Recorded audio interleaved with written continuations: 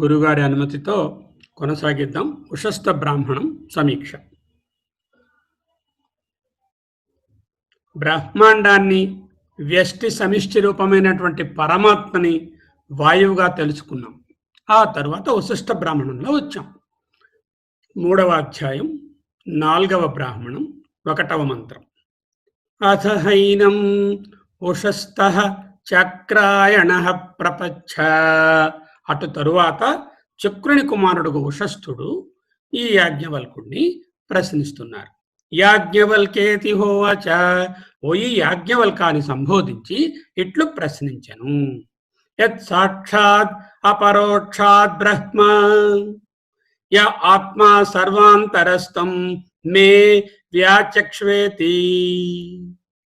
పరబ్రహ్మము సర్వమునకు అంతరమున ఆత్మస్వరూపమై ఉన్నది కదా, దానిని గురించి ప్రశ్న.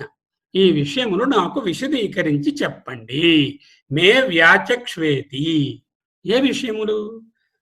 యత్ సాక్షాత్ బ్రహ్మ, సాక్షాత్ బ్రహ్మం అనగానేమి, పరోక్షాత్ బ్రహ్మ, అపరోక్ష బ్రహ్మం అనగానేమి, ఈ రెండు ఒకటేనా వేరా? ఆత్మ సర్వమునకు అంతర్స్వరూపము, య ఆత్మా సర్వాంతరస్థం అన్నారు కదా. సామీప్యము, అంతర్యామి అయి ఉన్నటువంటి ఈ తీరు ఏమిటి, ఈ రూపం ఏమిటి, దీని గురించి నాకు చెప్పండి అని అడిగాడు. యాజ్ఞవల్కేతి హోవాచ యత్ సాక్షాత్ అపరోక్షాత్ బ్రహ్మ యం ఆత్మా సర్వాంతరస్థం మే వ్యాచక్ష్వేతి. ఈ విషయములు నాకు విశదీకరించి చెప్పవలెను. యాజ్ఞవల్కుడు సమాధానం చెప్తున్నారు. ఏషత ఆత్మా సర్వాంతరః. ఏషత తవ ఆత్మా సర్వస్యాం అభ్యంతరః, సర్వస్యాభ్యంతరః, సర్వస్య అభ్యంతరః. ఈ నీ దేహేంద్రియ సంఘాతం ఉందే, ఈ శరీరము, మనస్సు, ఇంద్రియాలు అంటావు, దాని యొక్క ఆత్మ ఏదైతే ఉందో అది సర్వానికి లోపల ఉన్నది. ఇక్కడ సర్వాంతరము అనే మాట వాడారు. దీనికి భగవత్పాదులు మన గురువు గారు ఏం చెప్పారంటే, సర్వాంతరం అనే మాట ఆల్ ఇన్క్లూజివ్. అంటే దీనిలో ఎక్స్క్లూడ్ అయింది ఏది లేదు, ఎవ్రీథింగ్. అంత సెంటియంట్, ఇన్సెంటియంట్, స్థావర జంగమాలు, అన్ని ప్రాణులు, సకల జీవరాశులు అన్నిటి లోపల ఉన్నది అని రావడానికి సర్వాంతరము, ఆల్ ఇన్క్లూజివ్గా చెప్పారు. ఈ దేహాధికము, దేహము, ఇంద్రియాలు మొదలైనవి ఏ ఆత్మచే స్వరూపము కలది అగుతున్నదో అట్టి సాక్షి చైతన్యమే నీవయ్యా. అదే నీ ఆత్మ, అదే నీ స్వరూపము. ఏషత ఆత్మ, ఆ ఆత్మయే సర్వాంతర అన్నారు. ఇందాక అడిగారు కదా, సాక్షాత్తు అపరోక్షాత్ అని. సాక్షాత్ అంటే సాక్షికి, మనోవృత్తికి మధ్య ఏ వ్యవధానము లేనిది. అపరోక్షాత్ అంటే ఆదిత్యుడు మొదలైనటువంటి దేవరూపాల వలె పరోక్షముగా వేరుగా లేనిది. సాక్షాత్ అపరోక్షాత్ బ్రహ్మ, బృహత్ అనే పదము నుంచి బ్రహ్మ అన్నిటికంటే అత్యధికమైనది, పెద్దది అని. ఆత్మ సర్వమునకు సారమైనటువంటి ఆ సాక్షాత్ అపరోక్షాత్ బ్రహ్మ ఏషత ఆత్మ సర్వాంతర. బ్రహ్మను చెప్పమని అడిగితే ఈయన సర్వాంతర అని చెప్పారు. కథమో యాజ్ఞవల్క్య సర్వాంతర. అది ఏ విధముగా? సర్వాంతరం అంటే ఏమిటి? నాకు స్థూలదేహం తెలుస్తోంది, సూక్ష్మదేహం తెలుస్తోంది, ఇంకా బుద్ధి, సాక్షి ఇలాంటివి కూడా తెలుస్తున్నాయి. ఈ మూడిటిలో ఏదయ్యా ఇది? ఇంకా వీటికన్నా లోపల ఉన్నదా, లేకపోతే వీటిలో ఏదో ఒకటా? ఇవన్నీ కలిపా? చాలా కన్ఫ్యూజింగ్గా ఉంది. నాకు ఆత్మ సర్వాంతరం అంటే ఏది అంటూ ప్రశ్నించారు. అప్పుడు ఆయన చెప్తున్నారు, య ప్రాణేన ప్రాణతి సత ఆత్మ సర్వాంతరః.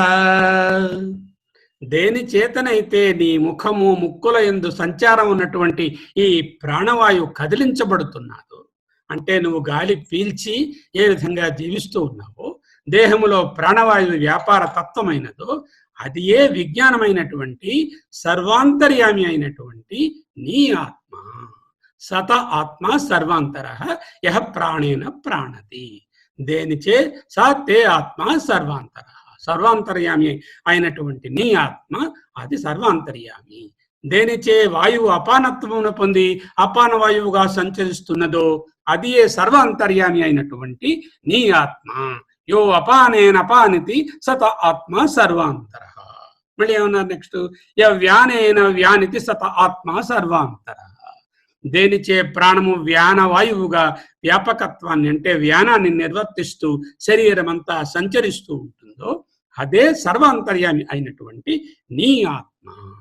అలాగే ఏ ఉదానేన ఉదానితి సతాత్మ సర్వాంతర. ఏది ఉదాన వాయువుగా తన ఉదాన విధులను నిర్వర్తించుచున్నదో అది ఏ సర్వాంతర్యామి అయినటువంటి నీ ఆత్మ. ముందు తెలుసుకున్నాం మనం గురువుగారి బోధనలో ప్రాణ అపాన వ్యాన ఉదాన సమానాలన్నీ కలిపి పంచ ప్రాణములు అనబడతాయని. ఇక్కడ వాటినే పురస్కరించుకొని ప్రాణము అపానము వ్యానము ఉదానము చెప్పారు. సమానము కూడా చెప్పినట్టే భావించుకోవాలి. ఈ పంచ ప్రాణాలను కదుల్చుతున్నటువంటి చైతన్యం ఏదుందో అదేనయ్యా ఆత్మ, అదే నీ ఆత్మ. సత ఆత్మ అది సర్వాంతర, సర్వాంతరము, సమానము అంటూ చెప్పారు. అప్పుడు యాజ్ఞవల్కుని మళ్ళీ ప్రశ్నిస్తున్నారు పూజ్యులు. సహోవాచ ఉషస్థ చాక్రాయణ. చక్రుని కుమారుడైన ఉషస్థుడు తిరిగి ఈ విధంగా అన్నారు, ఏమండి ఆత్మని చెప్పండి, సాక్షాత్తు అపరోక్షాత్తు ఆత్మ సర్వాంతర అంటే చెప్పమంటే మీరు ఇది ఎద్దు ఇది గుర్రము అని క్లియర్గా మాకు తెలిసేటట్టు కంటికి కనబడేటట్లు చూపించవచ్చును కదా. అలా చూపించకుండా ప్రత్యక్షంగా ఆత్మని చూపిస్తారని మేము ఎదురు చూస్తున్నాము. మీరు ఆ విధంగా ప్రతిజ్ఞ చేశారు అని అన్నారు. ఆయన చేయలేదు. ప్రతిజ్ఞ చేసి అటు కాక శ్వాసించేది అపానము వ్యానము ఉదానము ఇలాంటి గుర్తులతో ఇండైరెక్ట్ గా ఎందుకండి మాకు చెప్తున్నారు? మాకు డైరెక్ట్ పర్సెప్షన్ కావాలి. ఇది ఎద్దు ఇది గుర్రము ఇది కొండ ఈ విధంగా మాకు కావాలి. సహోవాచ ఉషశ్చాక్రాయణ యథా విబ్రూయాద్ అసౌ గౌరసా వశ్వః ఇత్యేవం ఏవైతత్ వ్యపదిష్టం భవతి.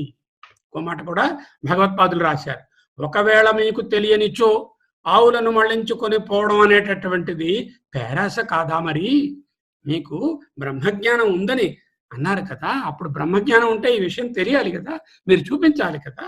చూపించకపోతే మరి ఆవులను మళ్లించుకుపోవడం పేరాస కాదు. యాజ్ఞవల్కుడు అట్టి ప్రతిజ్ఞ చేయలేదు, కానీ ఈయన ఉషస్థుడు ఆ విధమైన ప్రతిజ్ఞ చేసినట్టుగాను ఆ విధంగా చూపించేస్తారు. ఈరోజు ఆత్మ తెలిసిపోతుంది, మనం జేబులో పట్టుకుని వెళ్ళిపోవచ్చు, వీలుంటే మన స్నేహితులకి మన ఇంట్లో ఫ్యామిలీ మెంబర్స్కి కూడా ఇచ్చేయచ్చు ఆత్మని అంటూ ఆశతో అడిగాడు, కానీ అలా చెప్పలేదు. మళ్ళీ ఆయన ఏంటంటున్నారు, కిం బహునా, వై మెనీ మోర్ వర్డ్స్, ఇంకెందుకంటే వేరే వేరే మాటలు. యదేవ సాక్షాత్ అపరోక్షాత్ బ్రహ్మ య ఆత్మ సర్వాంతరః తమ్మే వ్యాచక్ష్వేతి. ఏ బ్రహ్మ అయితే సాక్షాత్తుగా అపరోక్షమో, ఏ ఆత్మ సర్వమునకు లోపలనున్నదని అంటిరో దానిని నాకు సుస్పష్టముగా వివరించి చెప్పండి. తమ్మే వ్యాచక్ష్వేతి. దేనిని? యత్యేవ సాక్షాత్ అపరోక్షాత్ బ్రహ్మ య ఆత్మ సర్వాంతరః తం మే వ్యాచక్ష్వేతి. సుస్పష్టముగా వివరించి చెప్పండి. ఇది ఉషస్థుని ప్రశ్న. మన ప్రశ్న కూడా అదే. ఆత్మ ఆ విధంగా తెలిసిపోతే బాగుండు, మనం కూడా తెలిసేసుకుందాం అనుకుంటున్నాం. అప్పుడు యాజ్ఞవల్కుడు అంటున్నారు, ఈ నీ ఆత్మయే సర్వమునకు లోపల ఉన్నది. ఏషత ఆత్మ సర్వాంతర, ఏష తే ఆత్మ సర్వాంతర. నీ యొక్క ఆత్మయే అదే నీ ఆత్మ, అదే సర్వాంతరము. అయితే ఒక చిక్కు వచ్చిందయ్యా, కుండ వస్త్రము మొదలైన వాటి వలె వీటిని చూపడానికి ఇది ఒక వస్తువు కాదు. This is not an object to be perceived or displayed to you before your eyes. అటుల చూపుట అసంభవము. ఆ విధంగా ఒక వస్తువుగా ఆత్మను చూపించలేము. ఎందుకు? ఆత్మ స్వరూపమే అట్టిది. ఆత్మకు ఒక రూపము లేదు, ఒక గుణము లేదు, ఒక నామము లేదు, ఒక విధమైన వస్తువు కాదు. దాని స్వరూపం అటువంటిది. చూపు, చూడబడేది మొదలైన వాటన్నిటికీ కూడా ఆత్మ సాక్షి కాబట్టి దానిని చూపలేము. అయితే ఈ చూపు రెండు రకాలుగా ఉంటుందని మనకు ఇక్కడ భగవత్పాదులు మాస్టారు చాలా డీటెయిల్డ్గా మనకు లౌకికము పారమార్థికము అనే దృష్టికోణాల గురించి వివరించారు. వాటిని ఒక్కసారి వచ్చే స్లైడ్లో మనం డీటెయిల్డ్గా చూద్దాం. ఇక్కడ వశిష్ఠుడు ఇలా చెప్పేసరికల్లా, ఏమయ్యా నేను ఏడలిగినా మళ్ళీ ఏషత ఆత్మ సర్వాంతరః అంటున్నావు, అసలు విషయం చెప్పటం లేదేమి అని, కథమో యాజ్ఞవల్క్య సర్వాంతరః, ఓ యాజ్ఞవల్క సర్వమునకు లోపల ఉన్నది అని పలుమార్లు నొక్కి చెబుతున్నారే, అది ఏది అని ఈయన ప్రశ్న. దానికి ముందుగా మనము లౌకికము పారమార్థికాన్ని చూద్దాం. లెఫ్ట్ సైడ్ లౌకికము, రైట్ సైడ్ పారమార్థికము. లౌకికము వరల్డ్లీ దృష్టి అనిత్యము, పారమార్థికము ఆత్మ దృష్టి నిత్యము. అది బేసిక్ కాన్సెప్ట్. కంటితో చూచుట ద్వారా ఏదైనా ఒక వస్తువుని చూస్తే మనసులో ఆ వస్తువు యొక్క రూపం ఏర్పడుతుంది. చూడడం మానేస్తే ఆ రూపం నశిస్తుంది, పుడుతుంది, నశిస్తుంది. ఒకప్పుడు ఉంటుంది, ఒకప్పుడు ఉండదు. రూపము పుట్టి నశించేది. కంటితో చూచేటటువంటి రూపము పుట్టి నశించేది. అది చూచే కంటి యొక్క స్వరూప లక్షణము కాదు, దాని ఇన్నేట్ క్వాలిటీ కాదు. లౌకిక దృష్టి రూపాకారాన్ని పొంది నానాత్వంగా ప్రకటమై ఆత్మ దృష్టితో కలిసిపోయిన దానిలాగా ఉంటుంది, కలిసిపోయినది వలె ఉంటుందని మాస్టర్ చెప్పారు. లౌకిక దృష్టి వ్యాపించేది, వ్యాప్తమయ్యేది వ్యాప్యము అంటారు. లౌకిక దృష్టి అంటే మనం సాధారణంగా మన స్నేహితులను, కుటుంబ సభ్యులను, వస్తువులను ఏవో చూస్తాం కదా, అవంతా కూడా లౌకిక దృష్టి. అది వ్యాప్యము. లుప్తమయ్యేది అంటే ఒకప్పుడు ఉండేది, ఒకప్పుడు ఉండనిది, పుట్టి నశించేది. అనిత్య దృష్టితో ఆత్మను దర్శించలేము. ఈ అనిత్యమైనటువంటి ఈ దృష్టితో, మనకున్నటువంటి ఈ చూపుతో ఆత్మని దర్శించలేము. ఎల్డి అంటే లౌకిక దృష్టి వాస్తవముగా చూడబడేదే కానీ, దేంచే చూడబడేది? సాక్షి చైతన్యం చూడబడేదే కానీ చూచేది కాదు. ఆత్మ చైతన్యం లేకపోతే ఇది చూడలేదు, కాబట్టి ఇది చూచేది కాదు. ఇటుపక్క పారమార్థికంలోకి వస్తే కంటితో చూచే చూపు నిజమైన చూపు కాదు. ఆత్మ దృష్టియే నిజమైనటువంటి దృష్టి. అది కాలాతీతం, త్రికాలాబాధ్యము, పుట్టేది నశించేది కాదు, ఎల్లప్పుడూ ఉంటుంది. అందుకే అది నిత్యము. అగ్నికి వేడి, ప్రకాశము ఏ విధంగా స్వలక్షణాలు, స్వభావాలు, ఆత్మస్వరూపం కూడా అంతే. ఆత్మ దృష్టికి ద్రష్ట అనే వ్యవహారం కూడా ఉంది. ద్రష్టత్వము అంటే కర్తృత్వము, దృష్టిత్వము అంటే క్రియాత్వము. ఈ రెండు కూడా ఆత్మలో ఆరోపించబడతాయి. ఆత్మ చూస్తున్నది, ఆత్మ చూసినటువంటి వస్తువు ఇది. ఆత్మకి కర్తృత్వము, ఆత్మకి క్రియాత్వము ఆత్మ యందు ఆరోపిస్తున్నాం. కానీ ఆత్మకి ఈ క్రియాపదాలు, కర్తృత్వ పదాలు అన్వయించవు. ఆత్మ కర్త కాదు, భోక్త కాదు, క్రియ కాదు. ఆత్మ దృష్టి వ్యాపకము. ఎక్కడికి వ్యాపకము? ఈ అన్ని ఇంద్రియాల్లోకి, దృష్టి ఏమో చూపులోకి, ఈ శ్రోత్రంలోకి ఏమో వినే శక్తి, ఇవన్నీ కూడా వ్యాపించి ఉంటాయి. అంచేత వాటిని వ్యాపకములు అంటారు. లౌకిక దృష్టి వ్యాప్యములు అంటే వ్యాపించబడేవి. దేని చేత? చైతన్య శక్తి చేత వ్యాపించబడేవి. ఆత్మ దృష్టి లుప్తము కాదు అంటే ఎప్పుడూ ఉంటుంది, ఒకసారి ఉండి ఒకసారి ఉండనది కాదు. సర్వాత్మ భావము ఆత్మ దృష్టి. స్వరూప దృష్టి ఉపాధి దృష్టితో కలిసిపోయినట్లు ఉంటుంది. స్వరూప దృష్టి అంటే చైతన్యము. ఆ చైతన్యము మన ఉపాధి దృష్టితో అంటే లౌకిక దృష్టితో కలిసినట్టు, సూపర్ ఇంపోజ్డ్ గా ఉన్నట్లు మనకు కనిపిస్తుంది. ఇక అప్పుడు అడుగుతున్నారు, న ద్రష్టేహి ద్రష్టారం పశ్యేహి, న శ్రుతేహి శ్రోతారం శృణుయ, న మతేర్మంతారం మన్వీథ, న విజ్ఞాతేహి విజ్ఞాతారం విజానీయాహు. కళ్ళకు కనిపించేవన్నీ కంటితో చూచుచున్నాము కదా, ఏ చైతన్య శక్తి వలన చూచుచున్నామో ఆ చూచేవాడెవడో వానిని కళ్ళు చూడగలవా? నీలో ఉన్న చైతన్య శక్తి వలన కనులు ప్రకాశించి వస్తువులను చూస్తున్నావు. ఆ చైతన్య శక్తిని ఈ కన్ను చూడగలుగుతుందా? చూడలేదు. ఆత్మయే చూచేవాడుగా ఉన్నది, ఆత్మయే ద్రష్ట. అటువంటి ఆత్మను ఒక వస్తువుగా చూపించేది ఎట్లా అయ్యా? ఇది గోవు, ఇది కుండ, ఇది మట్టి, ఇదేమో ఇది ఇది ఆవు, ఇది లేకపోతే గుర్రం అంటూ చెప్పమని చూపించమని అంటున్నావు కదా, అలా అవదు. కనుక ఆత్మ మనకు దృశ్యమయ్యే ఏ వస్తువు కాదు. చూచే కంటికి లోపలివాడు, లౌకికంగా చూచేవాని కన్నా వేరు కానివాడు. Is not different from the చూచేవాడు. చూచేవాడి కంటే వేరు కాడు, చూచేవాడి లోపల ఉన్నవాడే. దృశ్యము కానివాడు, ఏ విధమైన వస్తువు దృశ్యము కాదు. అలాగే దృశ్యము కాకను పోలేదు. ఎదురుగుండా వాడు చూస్తున్నాం కూడా, గుర్రాన్ని, ఒక ఏనుగును, ఒక వస్తువును, ఒక మనిషిను, అది కూడా ఆత్మయే కదా. దృశ్యము కాకను పోలేదు. ఆ ఆత్మయే నీ ఆత్మ, అపరోక్షము, సర్వాంతరము. ఇట్లే శబ్దములను వినే చెవి ఆత్మను వినలేదు. నా శృతే శ్రోతారం శృణుయా. అలాగే ఆలోచించే మనసు ఆత్మను ఆలోచించి తెలుసుకోలేదు. నమతేర్మంతారం మన్వీథ. అలాగే తెలుసుకునే తెలివి ఆ తెలివితో ఆత్మను తెలుసుకోలేదు. నా విజ్ఞాతే విజ్ఞాతారం విజానీయా. ఇది చెప్తున్నప్పుడు మాస్టర్ ఎంతో చక్కగా మనకు ముందు మనం తెలుసుకున్నటువంటి ఉపనిషత్తులో తెలుసుకున్న ద్రష్టవ్య, శ్రోతవ్య, మంతవ్య, ఇది విజ్ఞాతవ్య అనే విషయాలను మనకు జ్ఞప్తికి తీసుకుని వచ్చారు. ద్రష్టవ్య అంటే చూచారని కాదు, చూడవలసిన విషయం, చూడదగినటువంటిది ఏదో తెలుసుకోవడము.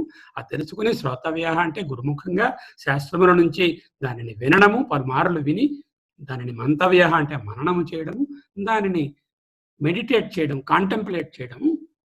అక్కడ నిధిధ్యాసితవ్య అని చెప్పారు, ఇక్కడ దాన్ని విజ్ఞాతవ్య అంటే విజ్ఞాన రూపంగా తెలుసుకోవడం అంటూ మనకు బోధించారు. అటువంటిది ఆత్మ.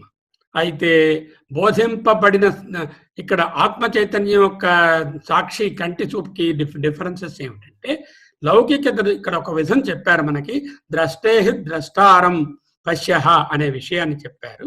దీనిని చాలా ఉపనిషత్తులో మనకి పూర్వపక్షం వాళ్ళు గురువులు కూడా చాలా బాగా వివరించి చెప్పారు. దృష్టే ద్రష్టారం న పశ్య. కొంచెం వివరణ. దృష్టే అంటే లౌకికము, ద్రష్టారం అంటే ఆత్మ చైతన్యం. ఆత్మ చైతన్యము సాక్షి, కంటి చూపు దానికి సాక్ష్యము లేక దృశ్యము. దృష్టే అంటే లౌకిక దృష్టి అని, ద్రష్టారం అంటే ఆత్మ చైతన్యము, సాక్షి చైతన్యం అని తెలుసుకోవాలి. లౌకిక దృష్టి చూడబడేదే కానీ వాస్తవంగా చూచేది కాదు. ఎందుకంటే వాస్తవంగా చూచేది సాక్షి చైతన్యం. దానికి ద్రష్ట సాక్షి చైతన్యం. అది కాలాతీతమైనటువంటి దృష్టి. అది నిత్యము, లుప్తము కానిది. నిత్య దృష్టి వ్యాపకము, అనిత్య దృష్టి వ్యాప్యము. ముందు స్లైడ్లో చూసాం. నిత్య దృష్టి అంటే ఆత్మ చైతన్యము, అనిత్య దృష్టికి అంటే మన చూపుకి విషయము అంటే ఆబ్జెక్ట్ కానేరదు. మన నిత్య దృష్టి అనిత్య దృష్టికి అంటే ఈ మన కంటికి ఒక ఆబ్జెక్ట్ కానేరదు. వస్తువును చూచినప్పుడు రూపముచే ప్రభావితమై సాకారం అవుతుంది, ఒక రూపం కల్పిస్తుంది.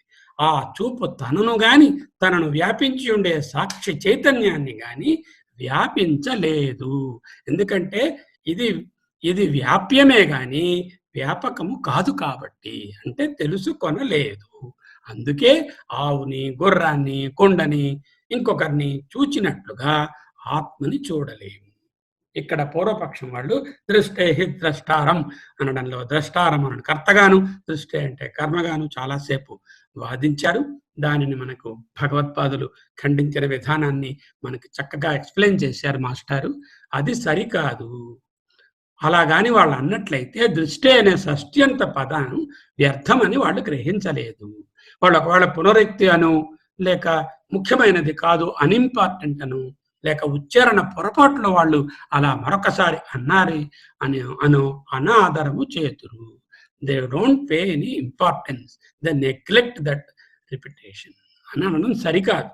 ఇక్కడ 2 సార్లు దృష్టే ద్రష్టారం అనడంలో విశేష తాత్పర్యం లేకుండా గమనము యొక్క గంతను, శ్రోతము యొక్క శృతిని అనే పదప్రయోగాలు ఉండవు. లౌకిక దృష్టి నుండి విడదీసి నిత్య దృష్టిని నిరూపించడానికే ఆ 2 పదాలు అక్కడ వాడబడ్డాయి. అప్పుడు ఆత్మదృష్టి కర్త, చూపు కర్మ. ఆత్మదృష్టి ద్రష్టారం, చూపు దృష్టేహి. అందుకే 2 సార్లు దృష్టి అనే పదప్రయోగం చేయబడింది. కంటి చూపు సాక్షికి దృశ్యం.